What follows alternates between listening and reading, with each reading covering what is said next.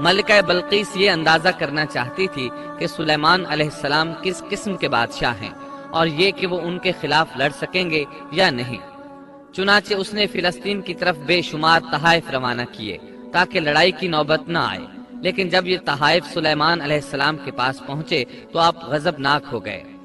بس جب قاصد سلیمان کے پاس پہنچا تو آپ نے فرمایا، کیا تم مال سے مجھے مدد دینا چاہتے ہو؟ مجھے تو میرے رب نے اس سے بہت بہتر دے رکھا ہے جو اس نے تمہیں دیا ہے، بس تم ہی اپنے تحفے سے خوش رہو۔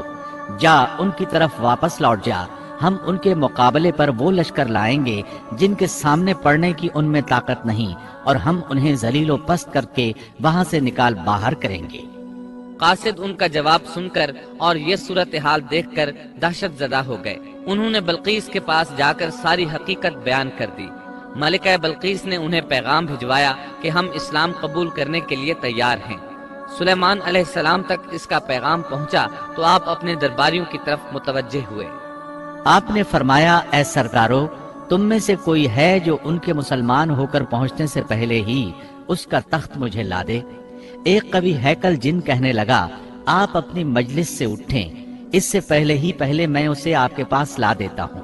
یقین مانیے کہ میں اس پر قادر ہوں اور ہوں بھی امانت دار۔ جس کے پاس کتاب کا علم تھا وہ بول اٹھا کہ آپ پلک جھپکائیں، اس سے بھی پہلے میں اسے آپ کے پاس پہنچا سکتا ہوں۔ جب آپ نے اسے اپنے پاس موجود پایا تو فرمانے لگے، یہی میرے رب کا فضل ہے تاکہ وہ مجھے آزمائے کہ میں شکر گزاری کرتا ہوں یا ناشکری۔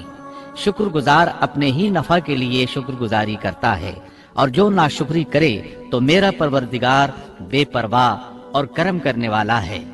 حکم دیا کہ اس کے تخت کی صورت بدل دو تاکہ معلوم ہو جائے کہ یہ راہ پا لیتی ہے یا ان میں سے ہوتی ہے جو راہ نہیں پاتے۔ تخت لانے والے آدمی کے متعلق جو یہ آیا ہے کہ اس کے پاس کتاب کا علم تھا، تو مفسرین کا اس کے بارے میں اختلاف ہے کہ وہ کون تھا۔ قرآن کریم کے الفاظ سے جو معلوم ہوتا ہے وہ اتنا ہی ہے کہ وہ کوئی انسان ہی تھا جس کے پاس کتاب الہی کا علم تھا۔ اللہ تعالیٰ نے کرامت اور اعجاز کے طور پر اسے یہ قدرت دے رکھی تھی کہ پلک جھپکتے وہ تخت لے آیا۔ پھر سلیمان علیہ السلام نے تخت میں تبدیلی کا حکم دیا۔ تخت میں تبدیلی کا حکم سن کر اس میں سے ہیرے جواہر نکال دیے گئے اور دوسری جگہوں پر لگا دیے گئے۔